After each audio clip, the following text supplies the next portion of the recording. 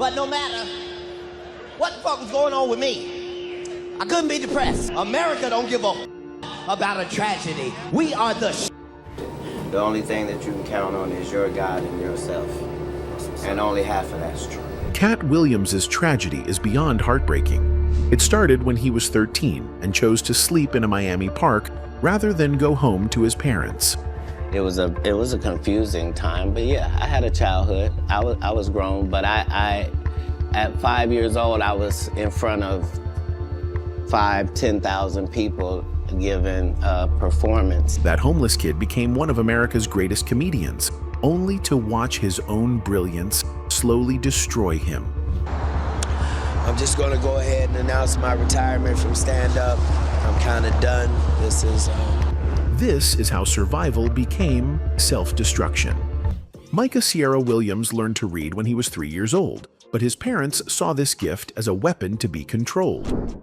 In their strict Jehovah's Witness household in Cincinnati, books weren't rewards for good behavior. They were punishments taken away when he stepped out of line.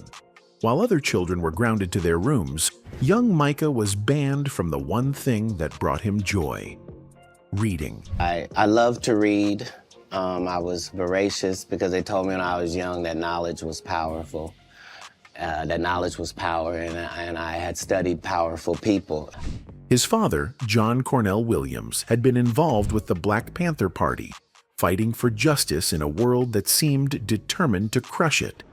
His mother, Brenda Louise, worked to keep the family together while navigating the complexities of raising a child who was too smart for his own good. But intelligence without emotional support becomes a burden, and Micah's mind was developing faster than his parents could understand. By age 12, his science projects had earned him awards that most high school students could only dream of. The National Science Academy in Dayton offered him a full scholarship, recognizing the potential that everyone around him seemed to fear. The moment he learned about the scholarship, Micah deliberately failed a math test. When his parents discovered what he had done, their disappointment turned to something darker. The verbal and emotional abuse that followed wasn't just about a failed test. It was about a child who refused to follow the path laid out for him. In a household where questioning authority was dangerous and expressing creativity was seen as rebellion, Micah found himself trapped between his parents' expectations and his own desperate need for freedom. The arguments escalated until they became physical threats. The day came when 13-year-old Micah looked at his father and realized that one of them might not survive their next confrontation. That's when he made the decision that would define the rest of his life. He would rather be homeless than continue living in a house where his mind was treated like a disease. I knew Jesus left home at 13, so I didn't feel like I was out of pocket in any way. With $2,500 in his pocket and a Rottweiler puppy by his side, Micah Sierra Williams walked away from everything he had ever known. He hitched a ride with a trucker at a Dayton truck stop, heading toward Miami, with no plan except escape. The 13-year-old boy who climbed into that truck cab was already carrying more pain than most adults experience in a lifetime. The child who had taught himself to read at 3 was about to learn lessons that no book could have prepared him for.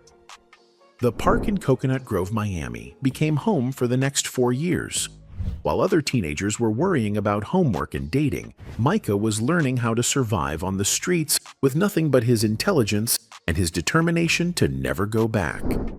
The library became his school, 8 hours a day of reading everything he could get his hands on, feeding a mind that had been starved of intellectual stimulation in his parents' house. I had probably read 10,000 books at that period in my life. But knowledge doesn't pay for food, and survival required choices that would haunt him later. The car radio thefts started as desperation, but became routine. Every morning, he would scout parking lots and residential areas, looking for unlocked vehicles and expensive stereos that could be sold for enough money to eat for another day. The irony wasn't lost on him. The same hands that had won science competitions were now breaking into cars. The streets taught him lessons that Harvard professors would never understand. He learned to read people the way he had once read books, detecting threats and opportunities in facial expressions and body language. He discovered that humor could disarm dangerous situations, that making someone laugh could be the difference between safety and violence. Comedy wasn't just entertainment, it was survival. His first performance in a Florida comedy club happened by accident. Desperate for any opportunity to make money legally, 15-year-old Micah lied about his age and convinced the club owner to let him perform. The moment he stepped on stage, something clicked. The pain and intelligence that had made him an outsider in every other environment suddenly became his greatest assets. Good evening, ladies and gentlemen. What a pleasure to be here. The audience didn't just laugh, they connected with something deeper in his performance. The raw honesty of someone who had nothing left to lose created a comedy that was both hilarious and heartbreaking. For the first time in his life, being different wasn't a burden. It was a gift that people would pay to experience. But success on stage couldn't erase the trauma of the streets. The hypervigilance that had kept him alive was becoming a permanent part of his personality. Trust wasn't something he could afford, and paranoia was a rational response to a world that had repeatedly tried to destroy him. The coping mechanisms that had saved his life were slowly becoming the things that would complicate it. By the time he turned 18, Micah had learned to perform normalcy during the day while battling demons that only came out at night. The transformation from homeless teenager to professional comedian looked like a success story from the outside. But inside, the child who had been forced to grow up too fast was still fighting wars that no one else could see. The audition for Friday After Next in 2001 should have been just another casting call, but something about Micah's energy caught the attention of everyone in the room. When he walked in as Katt Williams, he wasn't just reading lines. He was channeling every hustler, every survivor, every person who had learned to make something from nothing. The character of Money Mike wasn't acting. It was autobiography wrapped in comedy. See, the thing is, we just opened up around here, you know what I'm saying? And we've been having some problems, obviously, as you see. I appreciate what y'all... The success of Friday After Next opened doors that had been locked for years. Suddenly, the homeless teenager from Miami was sharing screen time with Ice Cube and Mike Epps, making audiences laugh while drawing from the pain that had nearly destroyed him. Money Mike became iconic because Williams understood that character from the inside. The flashy exterior hiding deep insecurity, the humor masking genuine trauma. BET's Comic View provided the platform he had been searching for since those early club performances in Florida. As Katt Williams, he brought a style that was both familiar and revolutionary. His comedy wasn't just about getting laughs, it was about telling truths that other comedians were afraid to touch. He talked about race, poverty, and survival with the authority of someone who had lived through all of it. This is the kind of song when you walk into the Slauson swap meet with $400, and you know not only can you buy anything you want, bitch, you can buy a booth. The HBO special, The Pimp Chronicles, Part 1" in 2006, established him as more than just a supporting player in movies. This was Katt Williams Unfiltered, taking audiences through his worldview with a combination of intelligence and street wisdom that no other comedian could match. The special became a cultural phenomenon, with quotes and clips spreading through social media before viral content was even a concept. But success brought pressures that his teenage survival skills couldn't handle. The entertainment industry demanded consistency from someone whose entire identity had been built on adapting to chaos. Managers and agents wanted to control the same spontaneity that made him brilliant. The more successful he became, the more people around him tried to change the very qualities that had made him successful. The money that should have provided security instead created new anxieties. Having grown up with nothing, Williams didn't know how to handle wealth without paranoia. Every financial decision felt like it could lead back to homelessness. Every contract negotiation reminded him of how quickly everything could be taken away. The comedian who could make thousands of people laugh every night was struggling to find genuine happiness in his personal life. The same intelligence that created brilliant comedy was now analyzing every relationship, every business deal, every interaction for signs of betrayal. Success had given him everything he thought he wanted, but it couldn't heal the wounds that had driven him to seek that success in the first place. The pimp persona that had made him famous was becoming a prison that he couldn't escape. Williams had always been drawn to controversial topics, but as his platform grew, so did his willingness to say things that made powerful people uncomfortable. His comedy specials weren't just entertainment. They were social commentary that exposed hypocrisy in politics, religion, and the entertainment industry itself. The same fearlessness that had helped him survive on the streets was now making him enemies in boardrooms. Why is America that strong? Because of all of us that's in the room tonight. Not because white people are better or Hispanics are better, because blacks are better. No, nobody. We all are the same. The problem with being a truth teller in Hollywood is that the industry runs on carefully maintained illusions. Williams refused to play the game of pretending that racism didn't exist, that poverty was a choice, or that the entertainment business was anything other than exploitation with better marketing. His comedy forced audiences to confront realities they preferred to ignore. It's Pimpin' Pimpin', his 2008 HBO special, pushed boundaries even further. He wasn't just making jokes about social issues. He was using comedy as a weapon against systems that he saw as fundamentally corrupt. The more successful he became, the more isolated he felt from an industry that wanted to profit from his honesty without actually embracing the changes he was advocating for. Just 1 month, they say this is the best medicine ever. And then 3 months later, you hear this quiet-ass commercial. Have you or one of your loved ones? The mental strain of carrying this burden was becoming visible to anyone who knew how to look. Williams had always been intense, but the pressure of being one of the few comedians willing to consistently challenge power structures was taking its toll. Sleep became elusive, trust became impossible, and paranoia became a rational response to an irrational situation. His performances during this period were brilliant but erratic.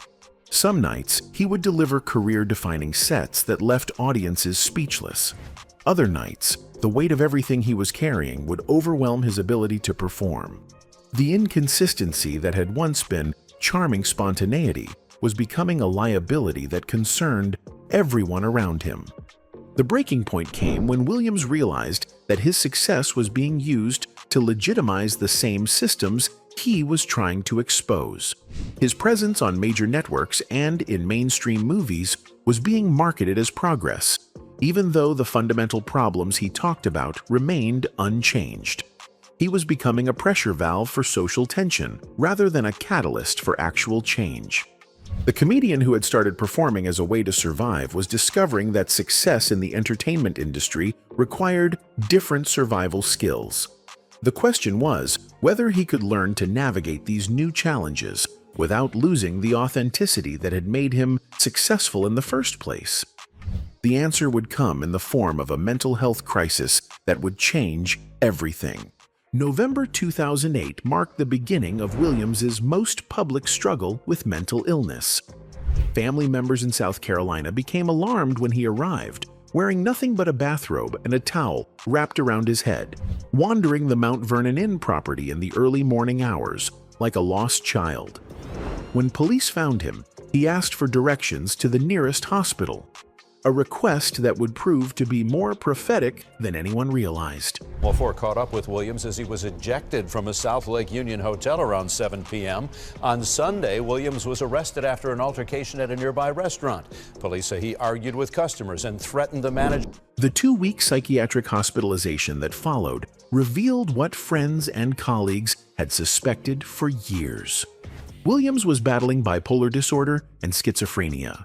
conditions that had likely been developing since his traumatic childhood. The same intelligence that had made him a brilliant comedian was also making his mental illness more complex and harder to treat.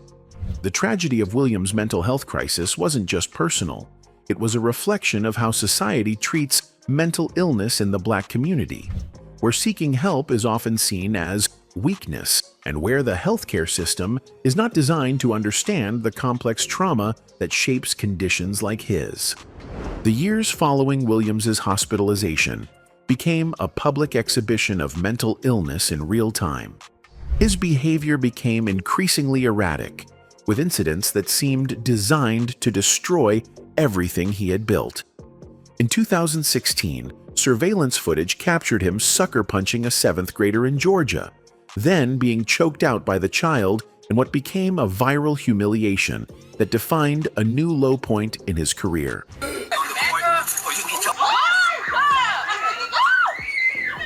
The incident wasn't isolated. It was part of a pattern of behavior that included multiple arrests, public confrontations, and a string of canceled performances that left fans confused and promoters unwilling to book him. The comedian who had once commanded respect was becoming a cautionary tale, someone whose talent was overshadowed by his inability to control his actions. What the public didn't understand was that these weren't the actions of someone choosing to be self-destructive. They were the symptoms of untreated mental illness, compounded by the stress of maintaining a public persona.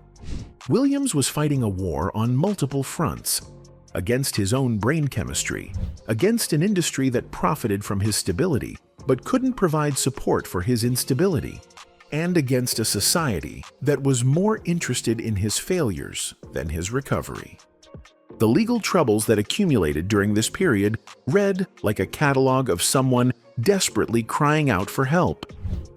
Charges, weapons violations, drug possession, and child endangerment cases that put his custody of his children at risk. Each arrest was both a consequence of his untreated mental illness and a factor that made treatment more difficult to obtain. The people around Williams during this period fell into two categories: those who were trying to exploit his vulnerability for financial gain, and those who were trying to help but being pushed away by his paranoia and mistrust. The isolation that had protected him as a child was now preventing him from accessing the support he needed as an adult. I'm just going to go ahead and announce my retirement from stand-up. I'm kind of done. This is... His performances during this period, when he was able to complete them, revealed flashes of the brilliance that had made him famous. But they were increasingly overshadowed by erratic behavior that made audiences uncomfortable and promoters nervous. The spontaneity that had once been his greatest asset was becoming a liability that threatened his career. The most heartbreaking aspect of this period was watching someone with Williams' intelligence and insight be unable to apply those qualities to his own situation. He could see through everyone else's problems with laser precision, but his mental illness created blind spots in his self-awareness that made recovery more difficult. The comedian who had built his career on truth-telling was becoming unable to tell the truth about his own condition, even to himself. Williams's commitment to speaking his mind had always come with a price, but during his period of mental health struggles, that price became almost impossible to pay. His 2024 appearance on Shannon Sharp's Club Shay Shay podcast demonstrated both his enduring brilliance and the ongoing challenges he faced in navigating public life while managing his condition. And I needed you to know why I came by. Yeah, I need you to tell us why. People know I don't go everywhere. I'm not interested in talking to people unless it's like a Larry King or somebody of an amazing ilk that I would actually want to go talk to. And the interview, which gained over 1 million views within 24 hours, showcased Williams at his most articulate and insightful. He called out fellow comedians for stealing material and discussed his encounters with the entertainment industry's power structures. Then you asked, why you not a movie star? What made the interview particularly tragic was the way it highlighted how Williams's mental illness had complicated his relationship with truth. His insights about the entertainment industry were often accurate and important, but they were mixed with grandiose claims about his own abilities that made it easy for critics to dismiss everything he said. The tragedy of Williams's situation was that his mental illness had made him more isolated, precisely when he needed support the most. The same conditions that gave him unique insights into human nature were preventing him from forming the human connections necessary for healing. He had become trapped in a cycle where his talent kept him valuable enough to exploit, but his illness made him too unpredictable to truly support.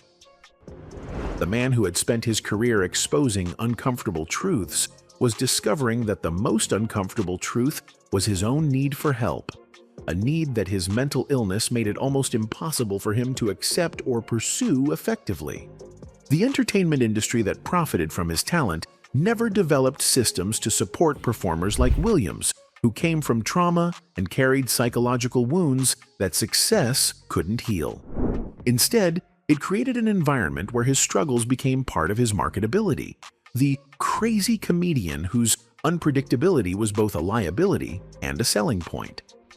The most heartbreaking aspect of Williams's journey is how his intelligence, which should have been his greatest asset, became another source of suffering. He understood his situation clearly enough to articulate it brilliantly in interviews and comedy specials. But that same clarity made it impossible for him to find peace with circumstances he couldn't change.